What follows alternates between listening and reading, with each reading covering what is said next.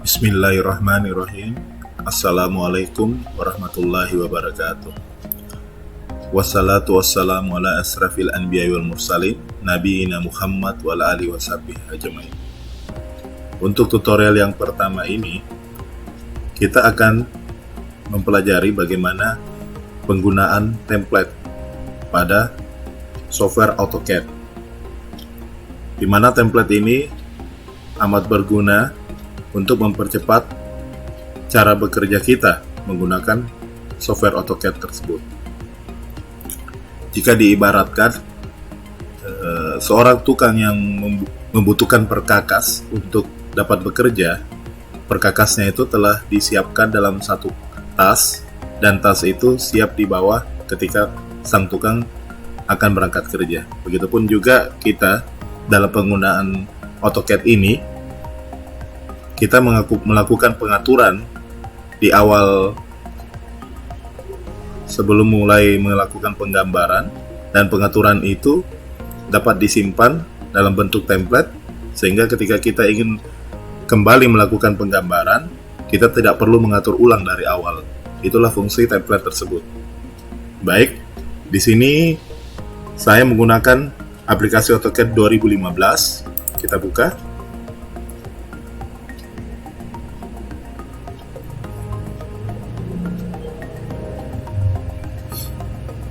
Nah, jika ada yang telah bertemu dengan saya pada mata kuliah arsitektur digital pertama atau arsitektur digital 1, saya sudah menyampaikan bahwa pribadi saya kurang senang dengan tampilan toolbar pada AutoCAD 2015 atau AutoCAD 2010 ke atas, karena tampilan toolbar dari AutoCAD tersebut menurut saya amat ramai. Jadi sehingga saya sering kali merubah tampilan toolbar pada software AutoCAD tersebut menjadi tampilan AutoCAD klasik. Itu dapat kita tempuh dengan cara mengklik simbol ini, segitiga terbalik, kemudian menampilkan workspace, lalu 2D drafting dan annotation-nya kita rubah dalam bentuk AutoCAD klasik. Tapi terlebih dahulu sebelumnya, pengaturan toolbar AutoCAD klasik ini telah saya lakukan, sehingga menu AutoCAD klasik ini dapat muncul seperti yang kita lihat di layar sekarang ini.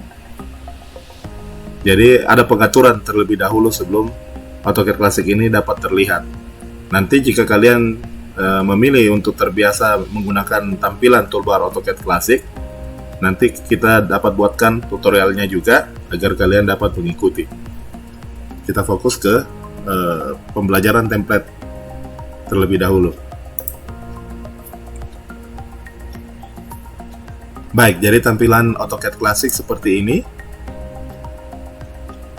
Menu-menu toolbar yang terlihat itu lebih minimalis, dan ini saya pribadi lebih suka dengan tampilan seperti ini. Saya akan munculkan menu dimensi di sebelah kiri. Nah, caranya itu hanya dengan mengklik di area toolbar yang kosong, mengklik kanan, kemudian masuk ke menu AutoCAD dan mencari menu toolbar yang akan kita munculkan, dan tentunya yang kita butuhkan saja agar tidak membuat tampilan AutoCAD kita itu menjadi ramai.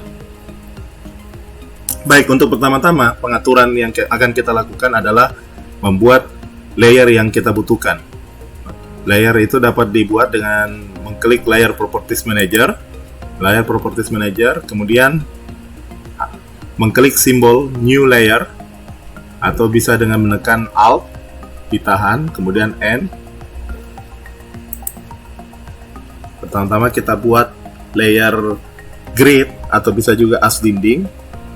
Kita gunakan istilah grid saja. Colornya kita rubah menjadi warna abu-abu gelap. Nah, untuk line type-nya kita load menggunakan ISO long dash dot. Ini untuk garis gridnya. Kita oke. Kemudian line weight, ketebalan garis, kita menggunakan ketebalan 0,00 karena diharapkan tampilan garisnya itu sangat tipis. Kemudian layer selanjutnya kita buat layer arsiran. Arsiran nanti ini dibutuhkan pada saat kita bermain dengan hatch. Line type-nya kita rubah menjadi continuous. Line weight, ketebalan tetap 0,00 karena diharapkan juga garisnya tipis. Kemudian garis dinding. Garis dinding kita pakai warna magenta, atau kebiasaan saya menggunakan warna magenta. Kemudian ketebalannya kita gunakan 0,18. Lalu kita buat layer kolom. Warnanya kita buat kontras agak nyentrik sedikit menggunakan warna kuning biar kontras dengan warna garis dindingnya yang menggunakan magenta. Kolom kita jadikan 0,20. Kemudian kita buat layer dimensi. Dimensi kita beri warna biru. Ketebalan garisnya kita gunakan 0,13.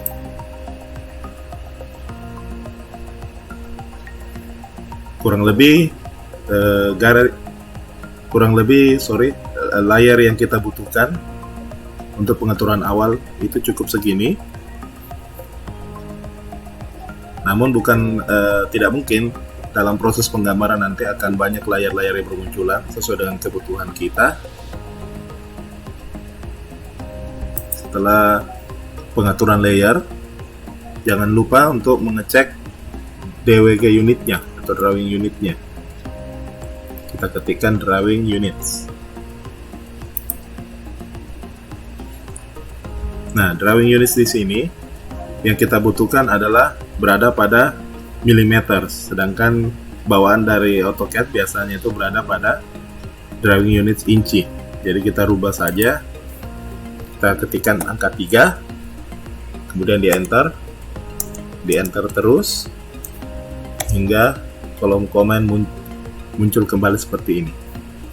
Lalu kita close, kemudian kita cek kembali ke units, hanya units. Lihat di insertion scale, unitsnya juga sudah milimeter, jadi oke saja. Kemudian periksa line type scale-nya atau LTS. Nah, di sini angkanya 25,4, kita rubah menjadi angka 1. Ini kaitannya dengan penggunaan garis putus-putus. Kadang-kala kalau misalnya line type scale-nya itu berada di angka 25,4, garis putus-putusnya itu tidak terlihat. Jadi sehingga kita harus selalu mengecek, kita rubah menjadi angka 1. Lalu kemudian kita atur dimension style. Dimension style berada di posisi standar saja, kita modify, klik modify. Kemudian teksnya untuk ukuran fontnya kita jadikan angka 15. Angka 15 ini tidak mutlak harus 15 ya, jadi tergantung kebutuhan adik-adik sesuai dengan gambar atau skala yang adik-adik gunakan. Untuk mengatur bentuk fontnya itu bisa mengklik ini, terus memilih jenis font apa yang adik-adik inginkan. Kalau saya sendiri terbiasa menggunakan Arial, jadi text style-nya tidak akan saya ubah. Kemudian masuk ke simbol arrows. Di sini bentuk simbol itu terlihat nanti di kiri kanan dari garis dimensi. Nah, kalau kita mau mengganti, tidak senang dengan garis arah panah seperti ini, kita bisa menggunakan beberapa macam bentuk simbol. Di sini saya gunakan saja arsitektur tick. Kemudian arrow size-nya atau simbolnya, ukuran simbolnya itu kita rubah menjadi angka 12. Dapat terlihat di kolom previewnya, bentuk arsitektur ticknya ini sudah kelihatan di kiri kanan garis dimensi. Lalu kemudian kita masuk ke primary unit. Di sini garis angka yang terlihat ini masih ada angka di belakang koma. Untuk menghilangkan itu kita jadikan precision-nya 0, sehingga angkanya berubah menjadi bulat seperti ini. Kemudian teks, di text alignment-nya kita rubah menjadi align with dimension line. Ini akan merubah posisi dari angka yang ada di posisi dimensi yang miring. Lalu dia akan mengikuti garis dimensi sesuai dengan posisinya. Kemudian jika ingin bermain warna, sedikit kita bisa merubah text color menjadi warna merah, sehingga nanti bisa lebih nampak, lebih menarik penggambaran yang kita kerjakan. Oke, pengaturan dimension style seperti itu. Nah, dengan keadaan seperti ini, pengaturannya sudah bisa dijadikan sebuah template. Caranya untuk menjadikan template itu bisa dengan mengambil file, kemudian save as, kemudian file of type-nya kita rubah menjadi AutoCAD Drawing Template dengan format DWT. Kita beri namanya misalnya kita namakan base.